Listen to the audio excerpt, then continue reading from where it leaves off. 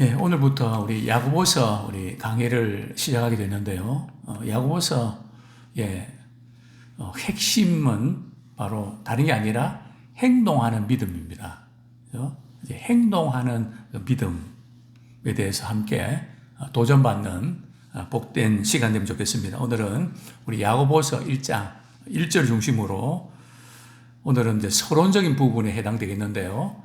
야고보서는 주로 어떻게 누가 썼고 또 이 편지를 받는 사람 누구고 또 전체적인 그 내용 계획은 어떤지 어떤 걸 강조하고 있는지 이 부분을 좀 다루겠는데요. 자, 먼저 우리 야고보서는 말 그대로 참 행동하는 믿음, 행함이 없는 믿음은 죽은 믿음이다 해서 이제 행함을 강조하고 있는데요. 이제 그러다 보니까 로마서와 좀 충돌을 일으키는 듯한 로마서 우리 3장 우리 28절 한번 보겠습니다. 로마서 3장 28절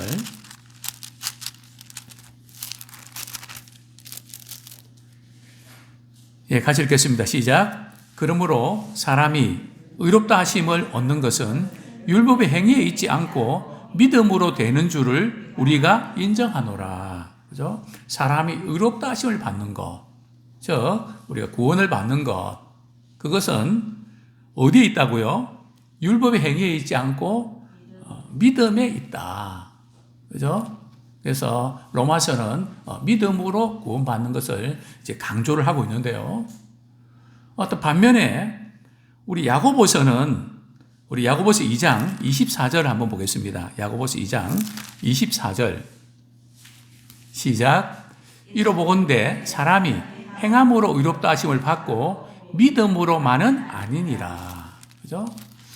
행함으로도 의롭다함을 받고 믿음으로만도 아니다. 그러니까 로마서에는 믿음으로 의롭다함을 받는다 그랬는데 야고보서에는 믿음을 부인하는 거 아니지만 믿음으로만 의롭다함을 받는 것이 아니고 행함이 있어야 된다. 그래서 이 믿음과 행함의 이런 그 강조점 때문에 차이가 나지 않나. 우리 성경을 읽을 때 그 대상이 중요합니다. 복음서에도 마태복음, 마가복음, 누가복음, 요한복음 대상이 좀 다르거든요. 특별히 이제 마태복음 같은 경우는 유대인들을 대상으로 이렇게 기록됐기 때문에 누구든지 주여 주여 하는 자마다 다 하나님 나라 들어가는 것이 아니고 천국에 들어가는 것이 아니고 오직 아버지의 뜻대로 행하는 자라만 들어간다. 그래서 마태복음 말이죠. 주여 주여 한다고 다 천국 들어가는 줄 아니? 아버지 뜻대로 행해야 돼.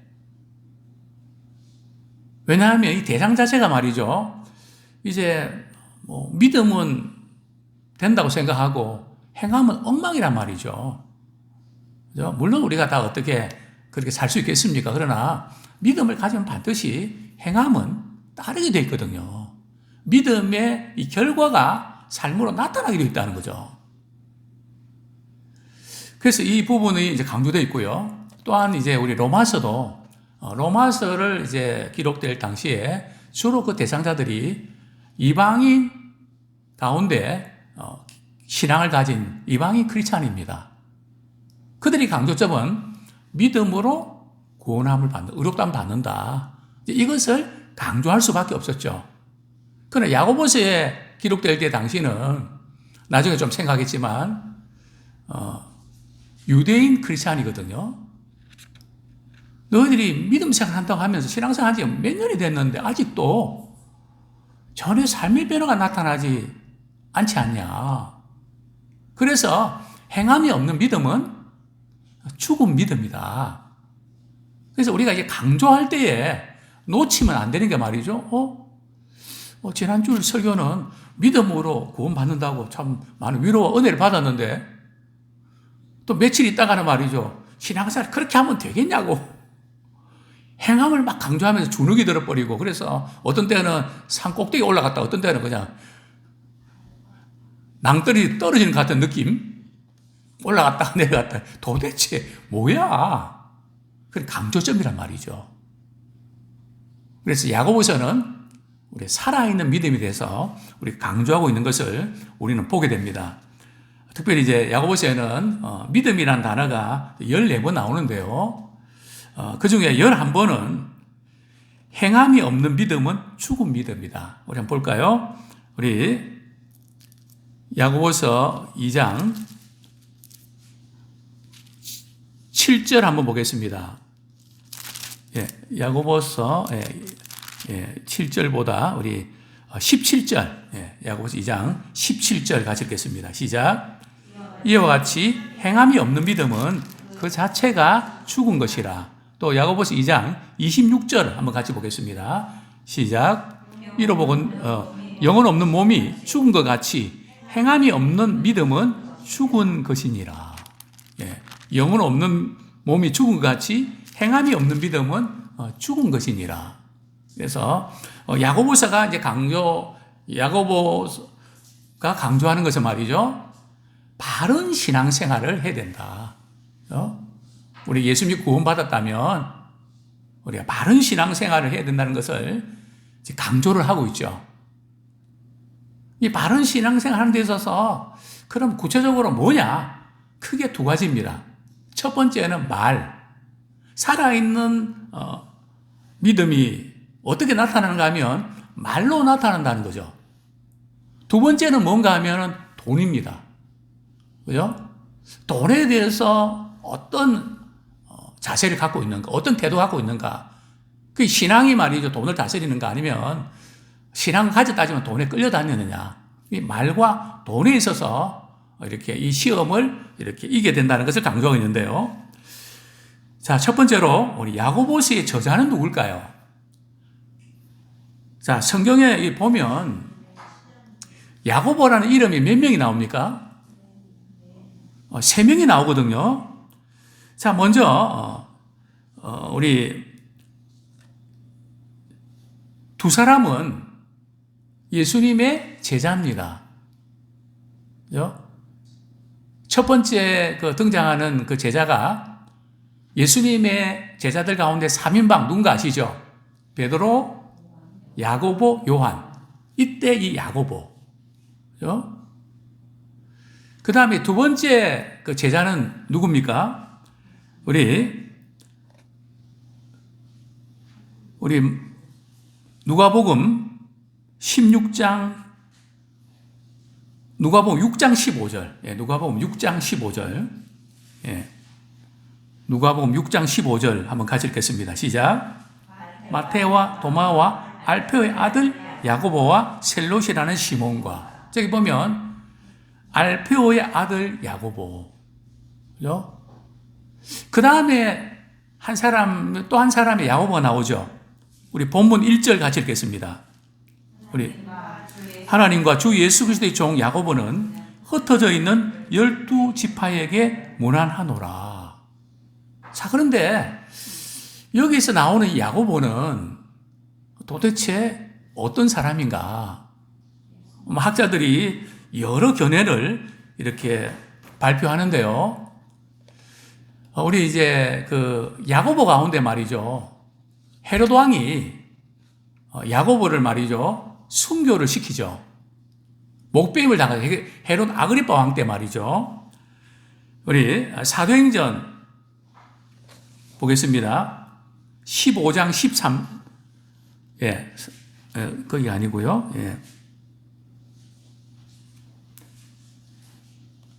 사도행전 12장 1절 2절.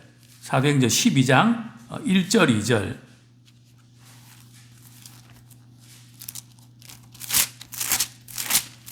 같이 한번 읽겠습니다. 12장 1절 2절 시작. 그때에 헤롯 왕이 손을 들어 교회 중에서 몇 사람을 헤아려 하여 요한의 형제 야고보를 칼로 죽이니. 자, 여기서 이제 요한의 형제 야고보니까 아까 예수님의 제자, 그죠? 3인방 중에 한 명이죠. 그러니까 야고보는 일찍 순교를 당합니다. 그런데 야고보서를 기록할 그 당시에 연대는 말이죠. 한참 후거든요. 그래서 이제 일단은 3인방 중에 한 사람 야고보는 아니다. 우리가 이렇게 할 수 있고요. 자, 두 번째, 알페오의 아들 야고보는 성경에 기록이 되어 있나요? 알페오의 아들 야고보에 대해서는 성경에 전혀 언급이 없습니다. 그죠? 그렇기 때문에 알페오의 아들 야고보도 아니고요. 자, 그 다음에 또 야고보가 있는데 그 야고보가 어떤 야고보인지 아십니까? 예수님의 동생 야고보입니다. 캐톨릭에서는 말이죠. 마리아를 이렇게 성모 마리아라 그럽니다. 그죠? 마리아가 말이죠. 요셉과 결혼하지 않았나요? 물론 예수님을 이렇게 예수님이 탄생하실 때는 성령으로 잉태된 거거든요. 부부 관계로 이렇게 태어난 게 아니고 그리고 나서 마리아 요셉이 결혼해서 말이 자녀를 낳았나요? 안 낳았나요? 낳았단 말이에요. 그죠? 예수님의 형일까요? 동생일까요? 당연히 동생이죠. 그죠? 자, 우리 성경 말씀 한 구절 보겠습니다. 마태복음 13장 55절. 오늘 조금 성경 구절을 이렇게 개론적이라 조금 찾는 데가 좀 많은 것 같던데요. 예. 마태복음 13장 55절. 같이 한번 읽겠습니다. 시작. 이는 그 목수의 아들이 아니냐. 그 어머니는 마리아, 그 형제들은 야고보, 요셉, 시몬, 유다라 하지 않느냐. 그죠? 아들만 해도 몇 명입니까? 예수님 동생이 4명이죠. 예수님의 여동생도 있었을까요? 없었을까요? 있었죠. 그죠? 어쨌든 여기에 나오는 예수님의 동생이죠. 근데 성경에는 형제리라 번역이 많이 되어 있습니다. 그죠? 뭐, 누이, 여동생도 누이라 그러고, 그죠? 어쨌든, 이제, 여기서 나오는 이 야고보.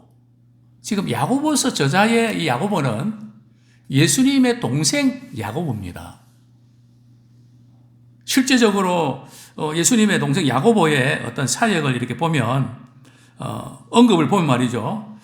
처음에 예수님이 공생애 동안 말이죠. 막 많은 병든 자들 고치고 사역할 때에 그때 예수님의 동생들이 친척들이 말이죠. 예수를 믿었나요? 안 믿었나요? 안 믿었거든요. 심지어 말이죠. 예수님이 말이죠. 어떻게 하고 있다고요? 미쳤다고. 막 가난한 사람들 막 당시에는 별 볼 없는 사람도 가까이 하면서 막 그러니까 영 그냥 형제들이 말이죠. 친척들이 미쳤다. 그죠? 그래서 예수님께서 이제 예수님을 찾아서 말이죠. 집으로 가자고 아마 성경에 그런 언급 없지만 뭐 그런 의도로 찾아온 거 아니겠습니까? 그 예수님이 뭐라 그럽니까? 나의 형제, 자매, 누가 내 형제고 모친이고 자매냐? 아버지 뜻대로 행하는 자가 그렇게 말씀을 하셨던 거죠. 자, 어쨌든 바로 그 예수님의 동생 야고보. 그리고 이 야고보는 말이죠. 예수님이 부활하셨을 때에 부활하신 예수님을 만납니다. 아마 이때가 지금 야고보가 극적으로 변화되는 그런 계기가 아니었을까 하는 우리가 추측을 하게 되는데요. 고린도전서 15장 7절. 고린도전서 우리 15장 7절. 우리 같이 한번 읽겠습니다. 15장 7절 시작. 그 후에 야고보에게 보이셨으며 그 후에 모든 사도에게 와. 자, 그 후에 야고보. 이게 이제 예수님의 동생 야고보죠. 이때 이제 예수님의 부활을 그는 목격하게 되죠. 또한 이 사도행전 15장에 보면 말이죠. 한번 15장 13절 한번 보겠습니다. 사도행전 15장 13절. 예루살렘 공회 때 말이죠. 믿음으로 구원받는데 할례를 받아야 율법을 지켜야 구원받는다는 유대인들이 말이죠. 자꾸 그 이야기를 하니까 예루살렘 공회에서 말이죠. 정리를 해주죠. 근데 베드로가 먼저 이야기하고 그 다음에 이제 야고보가 이야기하는데요. 우리 같이 한번 읽겠습니다. 시작. 말을 마침에 야고보가 대답하여 이르되 형제들아 내 말을 들으라. 그죠? 그래서 예루살렘 그 교회에 제1대 감독이 누군지 아십니까? 캐톨릭에서는 말이죠, 제1대 감독을 베드로라고 합니다. 그러나 성경은 제1대 감독은 야고보입니다.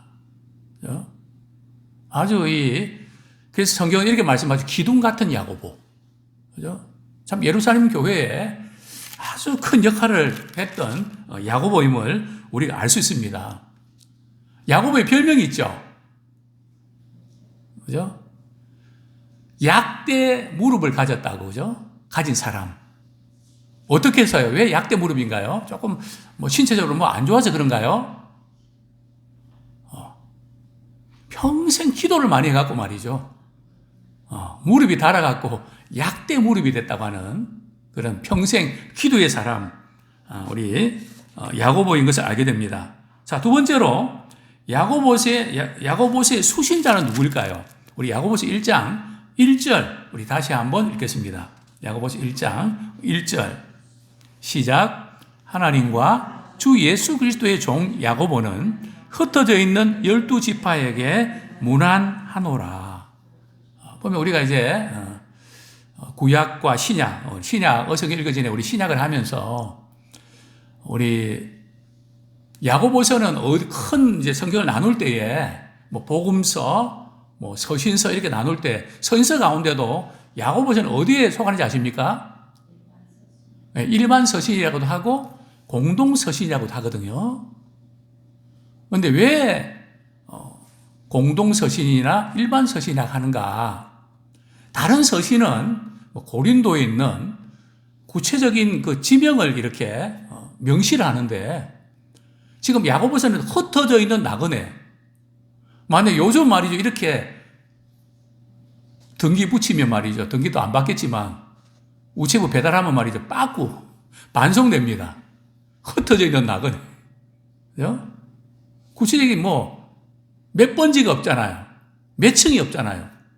그죠? 흩어져 있는 나그네. 그래서 구체적으로 명시하지 않아서 공동 서신을 하고요. 그리고 또 어느 한 교회가 아니라 전체 교회들이 다 읽을 수 있도록 해서 일반 서신이라고도 합니다. 자, 어쨌든 이 수신자가 이제 명확하지는 않은데 말이죠. 우리 야고보는 흩어져 있는 12지파에게 문안하노라. 회필이면 왜 신약시대인데 12지파라고 명시를 했을까요? 또 여기서 흩어져 있는, 언제 흩어졌다는 걸까요? 로마의 바퀴에서 흩어진 걸까요? 전체적인 맥락을 보면 이때 흩어진 것은 스데반 순교 이후에 그들이 뿔뿔이 흩어졌거든요. 사도행전을 보면. 그래서 유대인들이 말이죠, 해외에 거주하게 됩니다. 그래서 오늘 본문에서 흩어져 있는 12지파는 말이죠, 유대인 안에 거주하는 크리스찬이 아니고 해외에 거주하는 흩어진 크리스찬입니다. 그죠? 참, 이 해외에서 말이죠, 우리 신앙생활 한다는 거, 참, 얼마나 어려운지 모릅니다. 특별히 이제 신앙의 박해 때문에 해외에 나갈 수밖에 없었던 거잖아요. 그죠? 그러니까 모든 게 제대로 갖춰져 있는 건 아니고, 이민 간 것도 아니고, 신앙의 자유를 위해서, 흩어졌던, 그리스도인. 또 신앙의, 거기도 신앙의 박해와 어려움이, 시련이 많았습니다. 시험이 많았습니다. 그래서 야고보서 1장 2절에 보면 내 형제들아 너희가 여러 가지 시험을 당하거든. 그래서 여러 가지 시험을 당할 수밖에 없는, 안정된 삶 살아도 힘든데 붕 떠 있잖아요. 모든 것, 어느 것 하나 해결된 게 없잖아요. 그래서 흩어져 있는 이 나그네. 근데 왜 해버리면 12지파일까요? 12지파는 야곱의 12 아들이잖아요. 그들이 장차 이스라엘 민족을 이루지 않습니까? 뿐만 아니라 신약 시대에는 말이죠. 예수님의 제자가 몇 명입니까? 12 제자죠. 그래서 그 12지파와 그런 시사하는 것이 12 제자를 통해서 완성이 되고요. 뿐만 아니라 마지막 주님 앞에 섰을 때도 우리 주님 이렇게 말씀하셨죠. 이제 성취를 우리 보여주는 본문인데 마태복음 19장 28절. 마태복음 19장 28절. 같이 한번 읽겠습니다. 시작. 예수께서 이르시되 내가 진실로 너희에게 이르노니 세상이 새롭게 되어 인자가 자기 영광의 보좌에 앉을 때에 나를 따르는 너희도 12 보좌에 앉아 이스라엘 12지파를 심판하리라. 그죠? 마지막 우리 주님 다시 오실 때에 그죠? 구원의 완성, 그죠? 12지파, 12제자, 또 예수님 다시 오실 때에 믿는 모든 그리스도인들을 가르치는 것이죠. 그렇습니다. 야고보는 신앙의 박해로 흩어진 유대인 그리스도인을 대상으로 편지를 쓰고 있습니다. 이스라엘 백성들도 많은 시련과 역경을 견뎌내야 되는 것처럼 지금 야고보서를 기록할 당시의 성도들도 여러 가지 시험과 고난을 내야 되는 가운데 썼습니다. 그런 상소에 썼다는 거죠. 우리도 마찬가지입니다. 이 세상에서 신앙생활 한다는 것이 참 어려운데 우리 시험을 우리가 이기는 그런 저희들 되기 원합니다. 자, 세 번째로 야고보서를 기록한 목적이 뭘까요? 광야와 같은 이 세상에서 시험을 어떻게 극복해야 되는가? 야고보서는 굉장히 실천적인 책입니다. 갖가지 찾아오는 여러 가지 시험을 우리 어떻게 극복할 수 있는가? 야고보서 1장 22절에 보면 너희는 말씀을 행하는 자가 되고 듣기만 하여 자신을 속이는 자가 되지 말라. 계속 행하는 자가 되지 듣고 끝내지 마라. 이것을 계속 이제 강조하고 있는 거죠. 그래서 야고보서는 어떻게 구원을 얻는가 보다는 구원받은 성도가 어떻게 살아야 되는 것인지에 대해서 이제 강조하고 있다는 거죠. 자, 우리 야고보서의 그 개요를 잠깐 살펴보겠습니다. 끝으로. 야고보서는 시험을 극복하는 비결에 대해서 이렇게 강조하고 있는데요. 먼저 우리 시험이 찾아왔을 때 우리 태도가 중요하다는 거죠. 어떤 분들은 시험이 찾아오면 아이고 죽었다.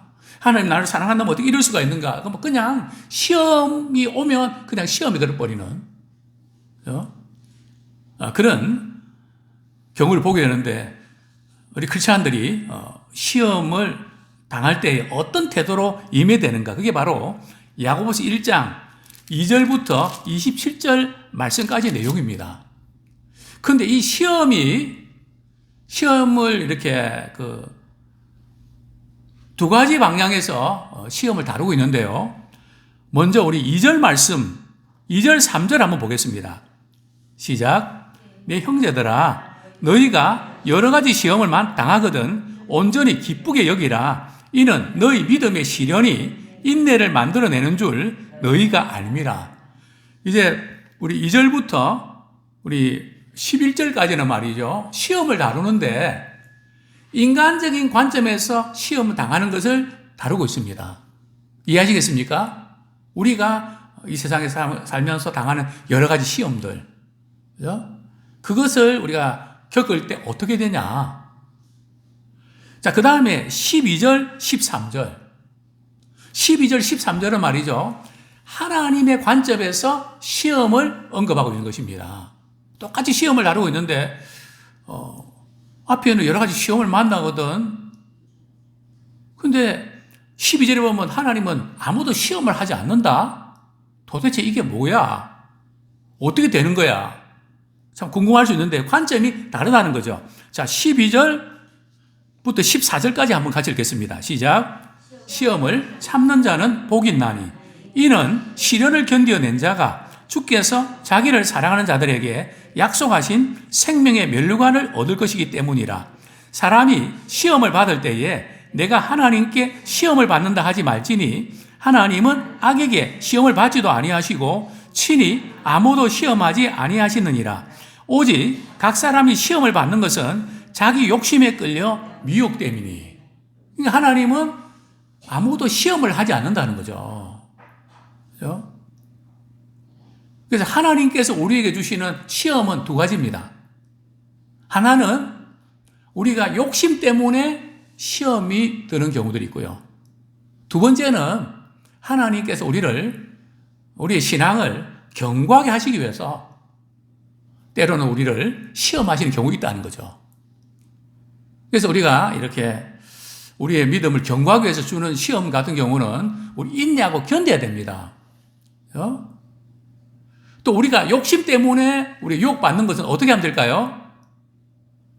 회개하고 그 욕심을 버려야 되겠죠. 그러면 시험을 통과하겠죠. 그래서 그 시험이 어디서 왔는가? 우리가 분별하는 지혜가 필요합니다.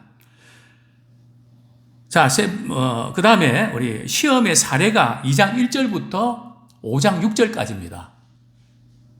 그 시험을 다루는 그 내용을 보면 말이죠. 크게 두 가지입니다. 첫 번째는 돈이고요. 두 번째는 말입니다. 그죠? 돈. 그죠? 돈으로 시험이 찾아왔을 때 어떻게 그걸 대처하나. 또 말로 말이죠. 시험이 찾아왔을 때 어떻게 대처하나. 그것을 이기는 방법을 말씀하고 있는데요. 그게 바로 6장 7절부터 20절까지 시험을 이기는 방법입니다. 그죠? 어떻게 우리가 시험 이길 수 있는가? 자, 우리 5절 말씀, 야고보서 1장 5절 다 됐습니다. 같이 읽겠습니다. 시작. 너희 중에 누구든지 지혜가 부족하거든 모든 사람에게 부이 주시고 꾸짖지 아니하시는 하나님께 구하라. 그리하면 주시리라. 여기 지혜가 어떤 지혜일까요? 돈 많이 버는 지혜일까요? 세상에서 성공하고 출세하는 지혜일까요? 여기서 말하는 지혜는 여러 가지 시험을 당할 때에 그것을 어떻게 극복하는가, 그 지혜를 말합니다. 그래서 우리 시험 당할 때 아이고 죽었다 할 거 아니야. 하나님 생각지 않은 시험이 왔는데 이런 경우는 어떻게 될지 가르쳐 주세요. 그렇게 기도할 때 하나님께서 시험 당할 즈음에 어떻게 해야 될지 피할 길을 주신다는 거죠. 그래서 우리가 시험을 이기는 방법 중에 하나 중요한 것이 뭔가 하면 바로 그 시험을 이길 수 있도록 기도로 지혜를 구하는 것이죠. 구하는 것이라는 거죠. 자, 두 번째가 뭘까요? 우리 말씀을 듣고 실천하는 것이 시험을 이기는 비결입니다. 하나님 이렇게 말씀하셨지. 항상 기뻐하라 그랬지. 내가 슬퍼하는 건 하나님 뜻 아니지. 그죠? 그리고 금방 바꾸는. 불평 원망이 찾아올 때에 범사에 감사하라 그랬는데 그것이 하나님의 뜻이라고 했는데, 그죠? 그러면서 우리는 늘 이렇게 바꾸는. 그래서 우리 말과 돈에 있어서 우리 시험을 이제는 우리가 넉넉히 이기는 자가 되기를 축원합니다.